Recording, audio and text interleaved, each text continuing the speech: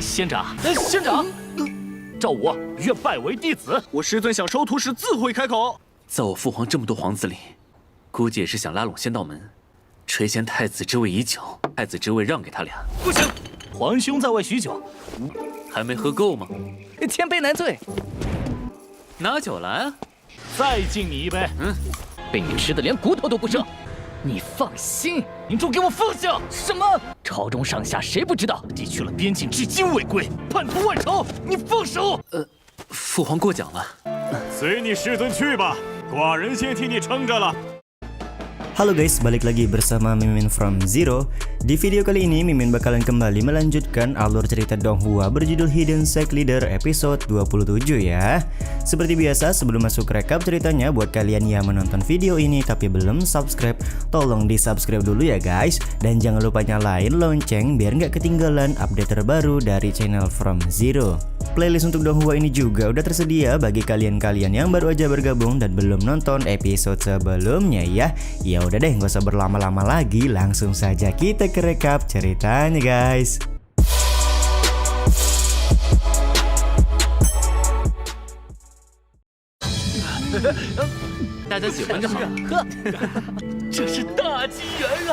Episode 27 masih diawali dengan Bang Bechen yang memakan babi panggang dan mendapatkan sebuah pencerahan. Akan tetapi ketika sedang fokus menerobos, tiba-tiba saja salah seorang murid dari istana Qianguo menghampiri Bang Bechen dan mengganggu penerobosannya. Ternyata di sini si murid ingin menjadi murid dari Bang Bechen serta berharap kalau Bang Bechen mau menerima dirinya. Terlihat Bang Bechen malah marah dan enggan menerimanya sebagai murid karena dia telah mengganggu pencerahan yang sedang dialami oleh Bang MC setelah makan babi panggang. 仙长，仙长，召我愿拜为弟子。我师尊想收徒时自会开口。 Heitan juga langsung menyambung pembicaraan dengan berkata kalau guru mereka menerima murid, maka Bang Bechen akan meminta murid tersebut masuk ke sekte Dao Immortal. Jadi tidak peduli orang tersebut berasal dari mana dan berasal dari kerajaan apa, jika Bang Bechen tidak mau maka tidak akan bisa menjadi murid di sekte Dao Immortal miliknya. BTW guys, dua orang murid dari istana Qianguo ini merupakan kakak beradik dari Zhao Hong. Mereka berdua sudah lama menginginkan tahta pangeran muda dari Zhao Hong, jadi sedari itulah dua orang ini mencoba untuk membunuh raja. Ketika Bang Bechen mencoba untuk tenang guna kembali mendapatkan pencerahan, tiba-tiba saja adik Zhao Hong yang lain datang untuk meminta maaf. Tapi ya begitulah, Bang Bechen terlihat kembali marah karena adik Zhao Hong malah mengganggu pencerahan yang sedang dia dapatkan. Di saat yang sama, Zhao Hong mendekati Bang Bechen sembari meminta maaf atas kelakuan dari kedua orang adiknya. Zhao Hong juga memberitahukan di antara banyak bersaudara, dua adiknya itulah yang paling tidak berguna. Jadi upaya mereka berdua mendekati Bang Bechen pasti karena ingin mendapatkan dukungan guna bisa mendapatkan hati dari raja atau ayah mereka. Selain itu, Zhao Hong juga berpikir akan memberikan gelar pangeran muda kepada satu orang di antara mereka berdua setelah dia memutuskan untuk mengabdi kepada sekte Dao Immortal. 在我父皇这么多皇子里，估计也是想拉拢仙道门，垂涎太子之位已久，太子之位让给他俩。不行！ Mendengar ucapan Zhao Hong sontak membuat Bang Bechen marah. Semua itu karena Bang Bechen memiliki penilaian yang buruk kepada dua adik dari Zhao Hong, dan Bang Bechen yakin mereka berdua tidak bisa mengemban posisi pangeran muda di masa depan. Zhao Hong pun mulai sadar dengan apa yang dikatakan oleh Bang Bechen. Dia pun segera menyusun rencana untuk mengetahui watak asli dari kedua adiknya itu. Sementara itu di saat yang sama, kedua orang adik Zhao Hong sedang merencanakan sesuatu karena mereka sadar kalau Bang Bechen merupakan ancaman bagi mereka saat ini.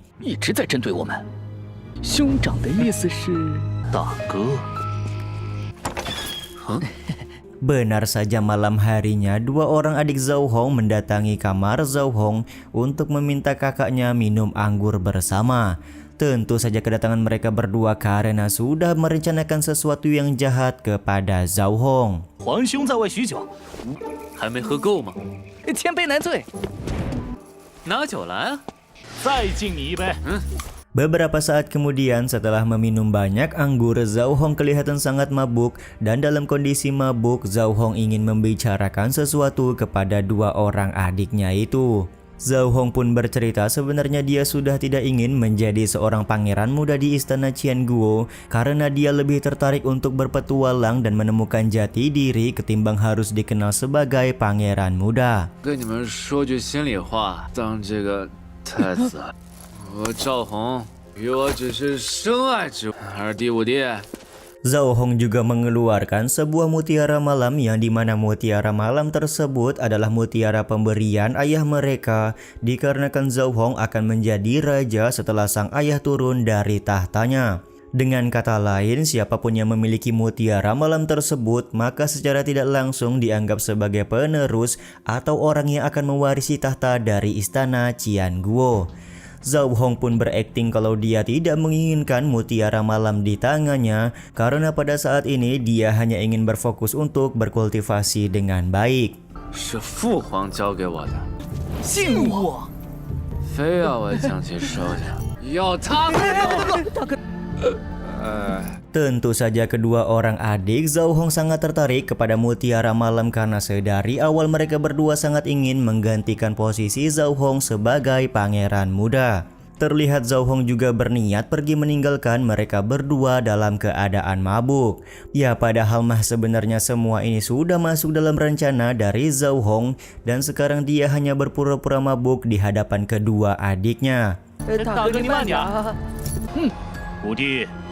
Setelah Zhao Hong pergi, adik kelima dan adik kedua saling berebut mutiara malam karena mereka berdua sama-sama berambisi ingin menjadi pangeran muda.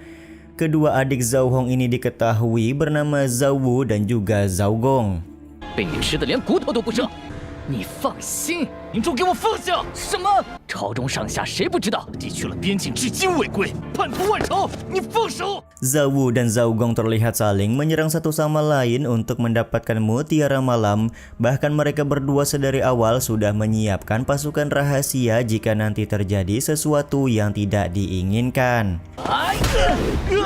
你这是自寻死路！ 杀了他们！ 够了！ Ketika pasukan rahasia mereka berdua saling baku hantam, tiba-tiba saja Raja Istana datang ke lokasi. Raja juga berkata kalau dia sudah mengetahui Zhao Wu dan Zhao Gong adalah dalang utama yang sudah meracuninya. 被你们两个逆子毒死。 Ternyata sedari awal Raja juga hanya berpura-pura sakit untuk mengetahui siapakah orang yang sudah berkhianat di istana Qianguo. Dan ya pada akhirnya Raja benar-benar tidak menyangka kalau dua orang anaknya sendiri menjadi pengkhianat karena mereka berdua menginginkan tahta yang dimiliki oleh Zhao Hong. Terlihat Jenderal Tianle juga langsung memerintahkan pasukan untuk menangkap Zhao Wu dan juga Zhao Gong. 我真是拿下！ Singkat cerita, di halaman istana, Raja meminta Bang Bechen untuk tinggal beberapa hari lagi di istana Qianguo. Tapi tentu saja di sini Bang Bechen menolak, di mana menurutnya masih banyak urusan yang harus dia selesaikan di dalam sekte Dao Immortal. 不再多留几日， 若是久留， 慧眼如炬。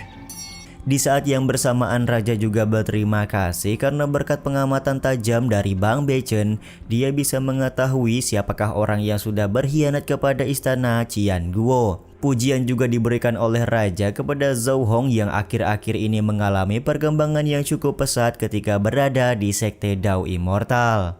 我本不欲插手。你成长了不少啊！ Kejadian hari ini juga membuka mata Raja kalau Zhao Hong sangat layak menggantikan posisinya di masa depan. Dia juga meminta Zhao Hong untuk fokus berlatih bersama dengan Bang Bechen dan pulanglah ke istana Qianguo ketika nanti Zhao Hong sudah layak menjadi seorang raja. 父皇过奖了。 随你师尊去吧，寡人先替你撑着了。